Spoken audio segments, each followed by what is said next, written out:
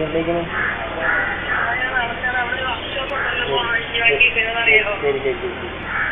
അവസാനമായി ഫർസാന അഫാനോട് സംസാരിച്ച വോയിസ് ക്ലിപ്പാണ് നമ്മളിപ്പോൾ കേട്ടത്. ആ നട്ടുച്ചത്തെ വെയിലും കൊണ്ട് ഒരുപാട് നേരം ആ പെൺകുട്ടി നടന്നിട്ടുണ്ട്.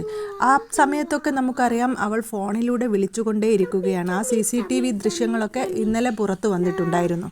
ബന്ധുക്കളെയൊക്കെ കൊല്ലുന്ന തിരക്കിലാണ്. ആ തിരക്കിനെപ്പോഴോ അവൻ ഫോൺ എടുത്തു.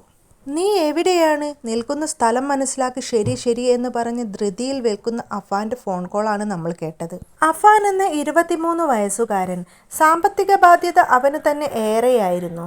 സാധാരണ രീതിയിൽ ജീവിച്ചു വരുന്ന കുടുംബമായിരുന്നുവെങ്കിലും ദൂർത്തടിച്ചു നടന്ന അഫാന് സ്വയമേ ഒരുപാട് കടങ്ങൾ വരുത്തിവെച്ചു. വാപ്പ ഗൾഫിൽ കഷ്ടപ്പെടുന്നുണ്ട്. എന്നാൽ വിദേശത്ത് ഇപ്പോൾ ബാൻ ചെയ്തിരിക്കുകയാണ്.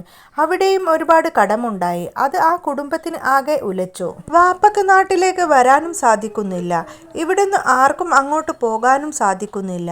അത് ഈ കുടുംബത്തിന്റെ സമാധാന നിലയെ തന്നെ ബാധിക്കുകയായിരുന്നു. സഹായിക്കാൻ പലരോടും അഫാൻ തന്നെ ആവശ്യപ്പെട്ടു. എന്നാൽ ആരും സഹായിച്ചില്ല. മറിച്ച് കുറ്റപ്പെടുത്തലുകളും ഉപദേശങ്ങളും മാത്രം ബാക്കി. ബാപ്പ വിദേശത്ത് ചോരനീരാക്കി പണിത വീടാണ് ഇന്ന് അഫാൻ കൊലക്ക് ഉപയോഗിച്ച പ്രധാന ആയുധം. വീട്ടിലേക്ക് വിളിച്ചു വരുത്തി കാമുകിയെ കൊലപ്പെടുത്തി, വീട്ടിലുണ്ടായിരുന്ന അമ്മയെ കൊലപ്പെടുത്തി, എക്സാം കഴിഞ്ഞുവെന്ന അനിയനെ കൊലപ്പെടുത്തി. എല്ലാത്തിനും ഉപയോഗിച്ചത് ആ വീടാണ്. ശരിക്കും പറഞ്ഞു കഴിഞ്ഞാൽ അഫാന്റെ വാപ്പ കഷ്ടപ്പെട്ടു പണിത ആ വീട്ടിൽ, അവിടെയായിരുന്നു കൊലപാതകത്തിന്റെ എല്ലാ തുടക്കവും. ആ വീടിന്റെ സമാധാന നില തന്നെയായിരുന്നു ശരിക്കും പറഞ്ഞാൽ അഫാന്റെ ജീവിതത്തിൽ എല്ലാം. അഫാനോട് എല്ലാവരും വാപ്പയുടെ കടം തീർത്ത് വാപ്പയെ നാട്ടിലേക്ക് കൊണ്ടുവരാൻ പറഞ്ഞിരുന്നു. അതുകൊണ്ട് തന്നെ അഫാന് വാപ്പയെ നാട്ടിലേക്ക് എത്തിക്കണമെന്ന് അതീവ ആഗ്രഹമുണ്ടായിരുന്നു. ചിലപ്പോൾ ആ ആഗ്രഹമായിരിക്കാം വെഞ്ഞാറമൂട് കൂട്ടക്കൊലക്ക് പിന്നിലെ സാമ്പത്തിക പ്രതിസന്ധി എന്ന് പറയാനുള്ള കാരണം. വരുമാനം നനച്ചിട്ടും അഫാൻ തുടർന്നത് ആഡംബര ജീവിതം തന്നെയായിരുന്നു.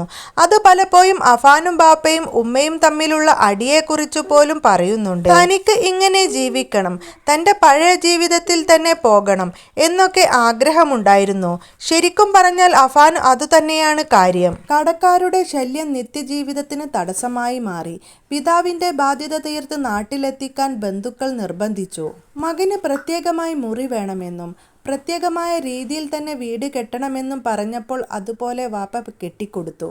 മകന് വേണ്ട വാഹനങ്ങൾ എത്തിച്ചു കൊടുത്തു. മകന് വേണ്ട എല്ലാ സൗകര്യങ്ങളും എത്തിച്ചു കൊടുത്തു. എന്നാൽ കൂട്ട ആത്മഹത്യയിൽ ആരെങ്കിലും രക്ഷപ്പെടുന്ന ചിന്തയാണ് കൊലപാതകത്തിലേക്ക് പ്രതിയെ നയിച്ചതെന്ന് പറയുന്നു. വിമർശിച്ച ബന്ധുക്കളിൽ ചിലരെ വകവരുത്താനും തീരുമാനിച്ചു. ഫർസാനയുടെ സ്വർണം അഫാൻ പണയം വെച്ചിരുന്നു. താൻ മരിച്ചാൽ ഫർസാന രൂക്ഷ വിമർശനത്തിന് ഇരയാകുമെന്ന് അഫാൻ കരുതിയിരുന്നു.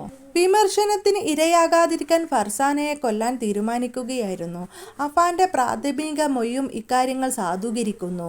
അഫാന്റെ ഉമ്മ ഷെമിയുടെയും മൊഴിയെടുത്തതിന് ശേഷമാകും പോലീസ് ഇക്കാര്യത്തിൽ അന്തിമ തീരുമാനമെടുക്കുക. അഫാൻ കൃത്യം നടത്തുമ്പോൾ മദ്യലഹരിയിലായിരുന്നു എന്ന് പോലീസ് പറയുന്നുണ്ട്. അഫാൻ സ്റ്റേഷനിൽ എത്തിയപ്പോൾ മദ്യപിച്ചിരുന്നു. 2 കൊലപാതകങ്ങൾ നടത്തിയ ശേഷം അഫാൻ ബാറിലെത്തി മദ്യം വാങ്ങിയിട്ടുണ്ടായിരുന്നുവെന്ന് പോലീസ് വിവരം ലഭിച്ചിട്ടുണ്ട്. മറ്റെന്തെങ്കിലും തരത്തിലുള്ള ലഹരി ഉപയോഗിച്ചിട്ടുണ്ടോ എന്ന കാര്യം ഇതുവരെ വ്യക്തമല്ല. രക്തസാമ്പിൾ പരിശോധനാ ഫലം ലഭിച്ചാൽ മാത്രമേ ഇക്കാര്യങ്ങളെക്കുറിച്ച് കൂടുതൽ പറയാൻ സാധിക്കുമെന്നാണ് പോലീസ് തന്നെ നിഗമനത്തിൽ ഏറ്റവും കൂടുതൽ വ്യക്തമായി പറയുന്നത്. സോഷ്യൽ മീഡിയയിൽ തന്നെ ഇപ്പോൾ അഫാന്റെ വാർത്തകൾ കേൾക്കുമ്പോൾ ഭയമാണെന്ന് ഒറ്റ വാക്കിൽ പറഞ്ഞാൽ പോരാ, അതിക്രൂരമായി തന്നെ തോന്നുന്നു എന്ന് പറയുന്നു.